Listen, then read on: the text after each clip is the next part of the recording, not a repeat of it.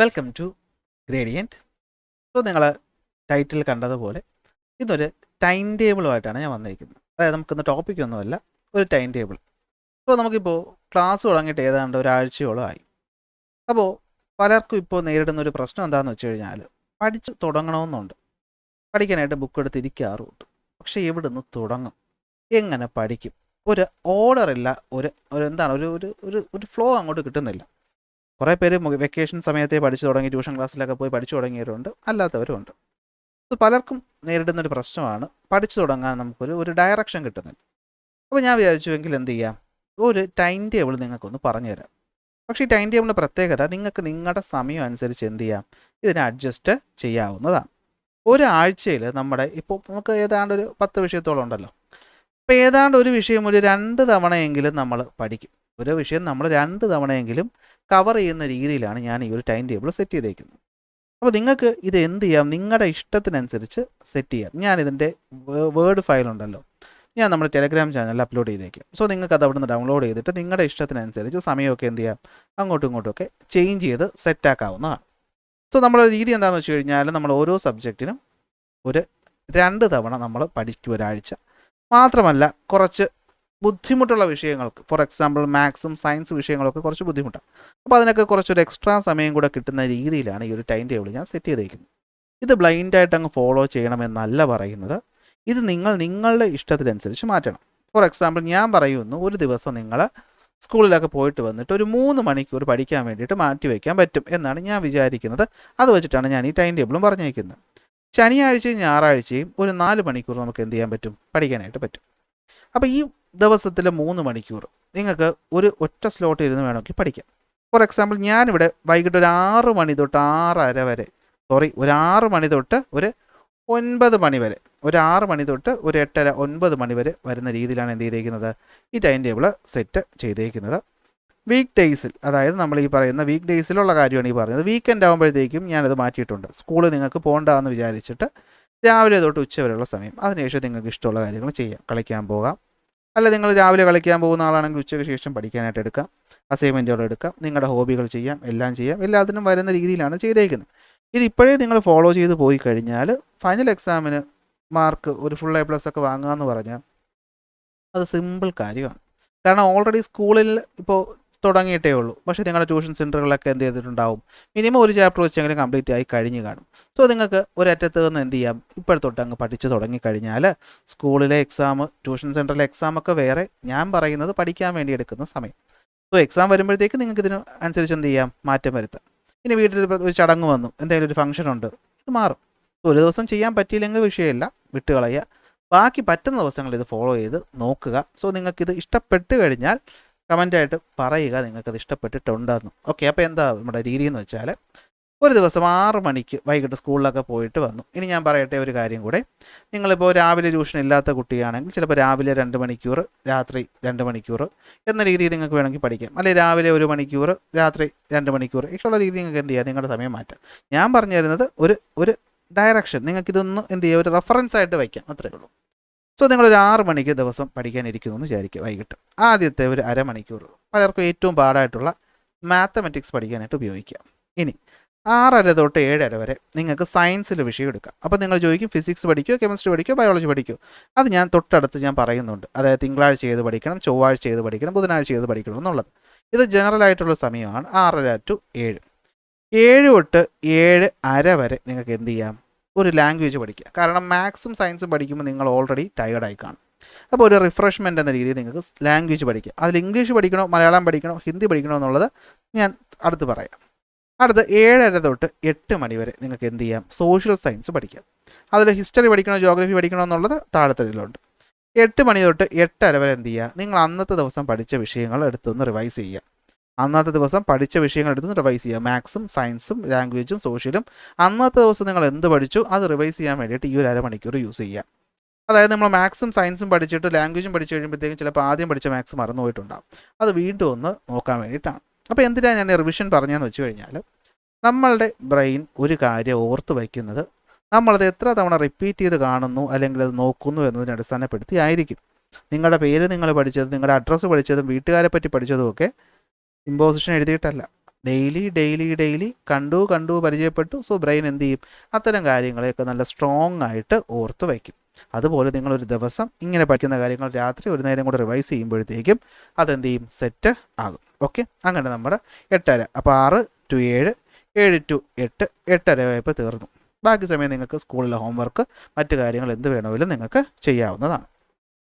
ഇനി ശനി ഞായർ വരുമ്പോഴത്തേക്ക് ഞാൻ പറഞ്ഞേക്കുന്നത് എങ്ങനെയാണെന്ന് വെച്ച് കഴിഞ്ഞാൽ, നിങ്ങൾ രാവിലെ ഫ്രീ ആണ് എന്ന രീതിയിലാണ്. രാവിലെ 9 മണിക്ക് നിങ്ങൾക്ക് പഠിക്കാനിരുന്ന് കഴിഞ്ഞാൽ ഒരു 12 മണി വരെ നിങ്ങൾക്ക് പഠിക്കാൻ പറ്റും. 9 to 9:30 മാത്സ് തന്നെയാണ്, 9:30 to 10 സയൻസ് തന്നെയാണ്, 10 to 10:30 ലാംഗ്വേജ് എടുക്കാം, 10:30 to 11 സോഷ്യൽ സയൻസ് എടുക്കാം, 11 to 11:30 നിങ്ങൾക്ക് എന്ത് ചെയ്യാം, IT പോലെയുള്ള വിഷയങ്ങൾ അത്രത്തോളം ഇമ്പോർട്ടൻ്റ് ആയിട്ട് പഠിക്കാനില്ലാത്തത് കൊണ്ട് അതിവിടെ എന്ത് ചെയ്യുക, നിങ്ങൾക്ക് യൂസ് ചെയ്യാവുന്നത് ആണ്. ഓക്കെ, അപ്പോൾ ഇതാണ് നമ്മുടെ രീതി വരുന്നത്.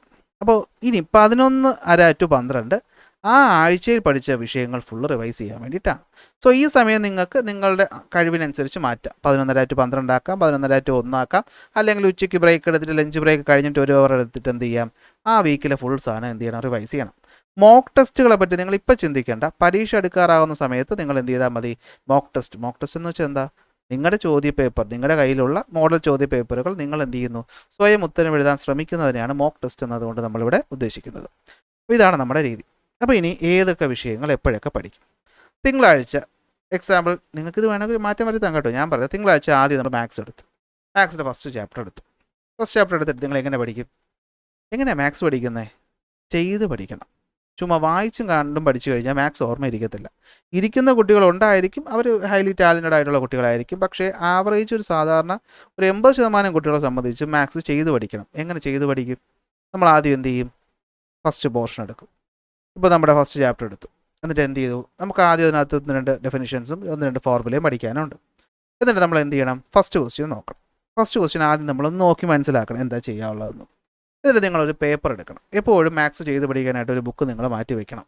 പേപ്പറല്ല, ഒരു ബുക്ക് തന്നെ മാറ്റി വയ്ക്കുക. എന്നിട്ട് ആ ബുക്കിൽ നിങ്ങൾ ആദ്യത്തെ ചോദ്യം അതുപോലെ എഴുതിയെടുക്കണം. എന്നിട്ട് എന്ത് ചെയ്യണം, ഇപ്പോൾ ബുക്ക് എടുത്തു, നമ്മൾ എന്ത് ചെയ്തു, ഒരു ക്വസ്റ്റ്യൻ എങ്ങനെയാണ് ചെയ്യുന്നത് നമ്മൾ നോക്കി മനസ്സിലാക്കി ആ ക്വസ്റ്റ്യൻ ബുക്കിലോട്ട് എഴുതി. എന്നിട്ട് നമ്മളെ നോട്ട്ബുക്ക് അടച്ചു വെച്ചിട്ട് നമ്മൾ എങ്ങനെയാണോ അത് ചെയ്തതെന്ന് ഇപ്പോൾ നോക്കി വെച്ചില്ലേ, ആ രീതിക്ക് ഇതിൻ്റെ ഉത്തരവൊന്നും ചെയ്യുക. നിങ്ങൾക്ക് അപ്പോൾ തന്നെ കിട്ടും, തെറ്റാനൊന്നും പോകുന്നില്ല. അടുത്ത ചോദ്യം എന്ത് ചെയ്യുക, ഇതുപോലെ നോക്കി മനസ്സിലാക്കുക, ചോദ്യം എഴുതുക, ചെയ്ത് നോക്കുക. അപ്പോൾ നിങ്ങൾ ചോദിക്കും, ഇങ്ങനെ ചെയ്യുന്നതുകൊണ്ട് നമുക്ക് മാത്സ് സെറ്റാവുമോ? ഒരു പരിധി വരെ സെറ്റാവും. കാരണം നിങ്ങൾ ഓരോ തവണയും നിങ്ങൾ ഓർത്ത് ഒരു ചോദ്യം എങ്ങനെ ചെയ്യണമെന്ന് മനസ്സിൽ ആലോചിച്ച് നിങ്ങൾ ആ ചോദ്യത്തെ അപ്രോച്ച് ചെയ്താണ് ഇവിടെ ഉത്തരം എഴുതുന്നത്. ഇത് നമ്മൾ പലതവണ ചെയ്യുമ്പോഴത്തേക്ക് നമ്മുടെ ബ്രെയിനിന് അതൊരു പ്രാക്ടീസായിട്ട് മാറും. അപ്പോൾ ഒരു ക്വസ്റ്റ്യൻ കണ്ടാൽ അതിങ്ങനെ അതിനെ അപ്രോച്ച് ചെയ്യണം, ആദ്യം എന്തൊക്കെ എടുത്ത് എഴുതണം, ഏത് ഫോർമുല ഉപയോഗിക്കണം, അങ്ങനെ നിങ്ങൾ എത്ര ഇപ്പോൾ ക്വസ്റ്റ്യൻ നോക്കിയിട്ട് എഴുതിയാലും കുറേ കാൽക്കുലേഷൻ മിസ്റ്റേക്ക് വരും. പിന്നെ ചെയ്യേണ്ട കാര്യം, ചോദ്യത്തിൻ്റെ ഉത്തരം പൂർണ്ണമായിട്ട് ഇവിടെ എഴുതണം. അതായത് വിത്ത് കാൽക്കുലേഷൻ, നിങ്ങൾ സൈഡിൽ ചെയ്യുന്ന കാര്യങ്ങളും മൾട്ടിപ്ലിക്കേഷൻ ഡിവിഷനും അടക്കം ഫുൾ എഴുതി നമുക്ക് എന്ത് ചെയ്യണം, നോട്ട്ബുക്കിൽ കിട്ടിയ അതേ ഉത്തരം ഇവിടെ കിട്ടണം. ഏതാണ്ട് കിട്ടിയാൽ പോലെ അതേ ഉത്തരം കിട്ടണം. ഇനി കിട്ടിയിട്ടില്ലെങ്കിൽ എന്ത് ചെയ്യുക, ഒന്നുകൂടെ നോട്ട്ബുക്ക് എടുത്ത് തുറക്കുക, എവിടെയാണ് തെറ്റിയതെന്ന് നോക്കുക, അടച്ചു വയ്ക്കുക, എന്നിട്ട് ഒന്നേന്ന് ആ ചോദ്യം ഒന്ന് ചെയ്ത് നോക്കുക. ബുദ്ധിമുട്ടാണെന്നറിയാം, അത്ര എളുപ്പമൊന്നുമല്ല ആദ്യം, പക്ഷേ ഒന്ന് ശ്രമിച്ചു കഴിഞ്ഞാൽ സെറ്റായാൽ നിങ്ങൾക്ക് ഏറ്റവും പാടായിട്ടുള്ള മാത്സ് നിങ്ങൾക്ക് ഈസി ആയിട്ട് എടുക്കാൻ പറ്റും. മാത്സ് അതാണ്, പ്രാക്ടീസിലൂടെയാണ് മാത്സ് നമുക്ക് എന്താണ് ഈസി ആക്കേണ്ടത്. അല്ലാതെ മാത്തമെറ്റീഷ്യൻ ആയിട്ടൊന്നും എല്ലാവരും ജനിക്കുന്നില്ല, പക്ഷേ പ്രാക്ടീസ് ചെയ്താൽ മാത്സ് നമുക്കൊരു പരിധി വരെ കിട്ടും. നിങ്ങൾ പ്രാക്ടീസ് ചെയ്യാത്തതുകൊണ്ടാണ് നിങ്ങൾക്ക് മാത്സ് പാടായിരിക്കുന്നത്.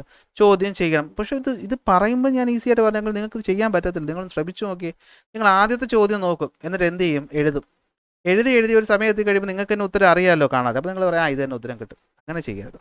കാൽക്കുലേഷൻ നിങ്ങൾ എഴുതി നിങ്ങൾക്ക് അവിടെ കിട്ടണം. അതായത് ഓരോ സ്റ്റെപ്പ് നിങ്ങൾക്ക് അവിടെ എഴുതി തന്നെ കിട്ടണം. അടുത്ത ചോദ്യം എടുക്കുമ്പോഴത്തേക്കും ബോറടിച്ചത് നിർത്തും. പക്ഷേ അങ്ങനെ ചെയ്യരുത്. അങ്ങനെ ഒരു അരമണിക്കൂർ കൊണ്ട് നിങ്ങൾക്കൊരു 4 ചോദ്യം വരെയൊക്കെ സുഖമായിട്ട് ചെയ്യാൻ പറ്റും. അങ്ങനെ ഇപ്പോഴേ ഒരു പതുക്കെ അങ്ങ് ചെയ്ത് നോക്കിയാൽ മാത്സൊക്കെ ഈസി ആയിട്ട് കൈ കിട്ടും. അന്നത്തെ ദിവസം പഠിക്കേണ്ട സയൻസിൽ ഏത് വിഷയം എടുക്കണം, ഫിസിക്സ് എടുക്കണം. ലാംഗ്വേജിൽ അന്ന് ഇംഗ്ലീഷ് എടുക്കണം. സോഷ്യൽ സയൻസിൽ ഹിസ്റ്ററി എടുക്കണം. തിങ്കളാഴ്ച തീർന്നു. ചൊവ്വാഴ്ചയും മാത്സിന് പിന്നെ മാറ്റമൊന്നുമില്ല, എല്ലാ ദിവസവും റിപ്പീറ്റ് ചെയ്ത് വരും. കാരണം ചോദ്യം ചെയ്ത് പഠിക്കണം. ഫിസിക്സിന് വരെ അടുത്ത ദിവസം കെമിസ്ട്രി പഠിക്കുക, ഇംഗ്ലീഷിന് വരെ മലയാളം പഠിക്കുക, ഹിസ്റ്ററിക്ക് വരും ജോഗ്രഫി പഠിക്കുക. ബുധനാഴ്ച ആകുമ്പോഴോ മാത്സ് എടുക്കുക. വീണ്ടും മാത്സിന് മാറ്റമൊന്നുമില്ലല്ലോ. സയൻസിൽ ബയോളജി, ലാംഗ്വേജിൽ ഹിന്ദി, സോഷ്യൽ സയൻസിൽ SS-ൻ്റെ ഫസ്റ്റ് പാർട്ട്. ഇത് തന്നെയാണ്, ഈ സൈക്കിൾ തന്നെയാണ് റിപ്പീറ്റ് ചെയ്ത് വരാൻ പോകുന്നത്. വീണ്ടും ഫിസിക്സ്, കെമിസ്ട്രി, ബയോളജി, മാത്സ് കണ്ടോ. സാറ്റർഡേ സൺഡേ ആയപ്പോഴത്തേക്കും ഫിസിക്സ്. നോക്കിയേ, ഇവിടെ നമുക്ക് ഏതാണ്ട് ഒരു 2 to 3 സമയത്തോളം എന്താണ് നമുക്കൊരു വിഷയം എന്ത് ചെയ്യും, ഇവിടെ കവർ ആകും. ഓക്കെ ആണല്ലോ. ഇവിടുത്തെ വിഷയങ്ങൾ നിങ്ങൾക്ക് നിങ്ങളുടെ ഇഷ്ടം അനുസരിച്ച് എന്ത് ചെയ്യാൻ പറ്റും, മാറ്റാൻ പറ്റും. ഓക്കെ, അപ്പോൾ നിങ്ങൾക്ക് ഈ ഒരു ഓർഡർ ഫോളോ ചെയ്ത് പോയി കഴിഞ്ഞാൽ ഇവിടെ നിങ്ങൾ ആലോചിക്കുക, ഒരു ദിവസം നമുക്കൊരു 3 മണിക്കൂറൊക്കെ ഒരു 10ാം ക്ലാസ് കുട്ടിയെ സംബന്ധിച്ചിടത്തോളം മാറ്റി വയ്ക്കാൻ പറ്റത്തില്ലേ? അത് മാറ്റി വയ്ക്കണം. അത്രയെങ്കിലും നമ്മൾ ചെയ്യണം, അല്ലാതെ നമുക്ക് ചുമ്മാ ഒന്നും മാർക്കൊന്നും കിട്ടത്തില്ല. ഇനി ഇവിടെ മാർക്കല്ല ഇവിടുത്തെ മെയിൻ വിഷയം, നമ്മൾ പഠിക്കുന്നു എന്നുള്ളതാണ് ഇവിടുത്തെ മെയിൻ വിഷയം. നമ്മളൊരു വിഷയത്തിൽ നമ്മൾ സെറ്റ് ആകുന്നു എന്നുള്ളതാണ് ഇവിടുത്തെ മെയിൻ കാര്യം. അല്ലാതെ A+കൾ കൊണ്ടൊന്നും കാര്യമില്ല. കുറേ A+ വാങ്ങിച്ചുകൊണ്ട് പോയത് കൊണ്ട് നമ്മളെ ലൈഫ് സെറ്റ് ആകുമെന്നൊന്നുമില്ല. പക്ഷേ നിങ്ങൾ ഈ രീതിയിൽ പഠിച്ചാൽ, എന്ത് ചെയ്യാൻ പഠിച്ചാൽ, എങ്ങനെ പഠിക്കണമെന്ന് പഠിച്ചാൽ, എങ്ങനെ റിവൈസ് ചെയ്യണമെന്ന് പഠിച്ചാൽ നിങ്ങൾക്ക് ഇനി അങ്ങോട്ടുള്ള ലൈഫിൽ അത് നല്ല രീതിയിൽ യൂസ്ഫുൾ ആയിരിക്കും. ഓക്കെ, സോ നിങ്ങളിതൊന്ന് ട്രൈ ചെയ്ത് നോക്കുക. ഇതിൻ്റെ വേർഡ് ഫയൽ ഞാൻ എന്ത് ചെയ്തിട്ടുണ്ട്, ടെലഗ്രാമിൽ ഇട്ടിട്ടുണ്ട്. അവിടെ നിങ്ങൾക്ക് എന്ത് ചെയ്യാം, ഡൗൺലോഡ് ചെയ്തിട്ട് നിങ്ങളുടെ സിസ്റ്റത്തിലിട്ട് എഡിറ്റ് ചെയ്ത് നിങ്ങൾക്ക് ഇഷ്ടമുള്ള വിഷയങ്ങളാക്കിയിട്ട് ഇതിൻ്റെ ഒരു കളർ പ്രിൻ്റ് ഔട്ട് എടുത്ത് എന്ത് ചെയ്യുക, കളർ പ്രിൻ്റ് ഔട്ട് ഞങ്ങൾക്ക് വേണ്ട ഒരു പ്രിൻ്റ് ഔട്ട് അങ്ങ് എടുത്തിട്ട് എന്ത് ചെയ്യുക, നിങ്ങൾ പഠിക്കാനിരിക്കുന്ന സ്റ്റഡി ടേബിളിൻ്റെ മുന്നിലായിട്ട് അല്ലെങ്കിൽ എവിടെയാണോ ഇരിക്കുന്നത് അവിടെ എന്ത് ചെയ്യുക, വീട്ടുകാരടുത്ത് ചോദിച്ചിട്ട് ചുവരിൽ ഒട്ടിച്ച് വയ്ക്കാം. വീട്ടുകാർ ഒട്ടിക്കേണ്ടെന്ന് പറഞ്ഞാൽ ഒട്ടിക്കേണ്ട, വേറെ വല്ലയിടത്തും പ്രിൻ്റ് ഔട്ട് എടുത്ത് വെച്ചിരുന്നാൽ മതി. വീട്ടുകാർ ഒട്ടിക്കാൻ സമ്മതിച്ചാൽ ഒട്ടിച്ച് വെച്ചോ. പെട്ടെന്ന് നമ്മളൊരു ട്രാക്ക് ഔട്ടായി പോകുമ്പോൾ നമുക്ക് തിരിച്ച് ട്രാക്കിലോട്ട് വരാനായിട്ട് സംഭവിക്കും. എന്ത് ട്രാക്ക് എന്ന് വെച്ചാൽ പഠിക്കാനുള്ള ട്രാക്കും അല്ലേ. നമ്മളിപ്പോൾ പെട്ടെന്ന് 2 ദിവസം നമ്മൾ ഗ്യാപ്പ് എടുത്തു, പഠിക്കാൻ പറ്റിയ എന്തെങ്കിലും ചടങ്ങുകളൊക്കെ ആയിട്ട് നമ്മൾ പോയി, തിരിച്ച് വന്നിട്ട് നമുക്കിത് പഠിച്ചു തുടങ്ങാനായിട്ട് ഒരു ഗൈഡൻസ് വേണം, ഒരു പാത്ത് വേണം അല്ലേ, ഒരു ഡയറക്ഷൻ വേണം. അപ്പോൾ അതിന് നിങ്ങൾക്ക് ഈ ഒരു കാര്യം യൂസ് ചെയ്യാനായിട്ട് പറ്റും എന്നാണ് എനിക്ക് തോന്നുന്നത്. സോ നിങ്ങളൊന്ന് ട്രൈ ചെയ്ത് നോക്കുക, യൂസ്ഫുൾ ആണെങ്കിൽ പറയുക. സോ അടുത്ത ക്ലാസ്സിൽ നമുക്ക് അടുത്ത ടോപ്പിക്കുമായിട്ട് കാണാം.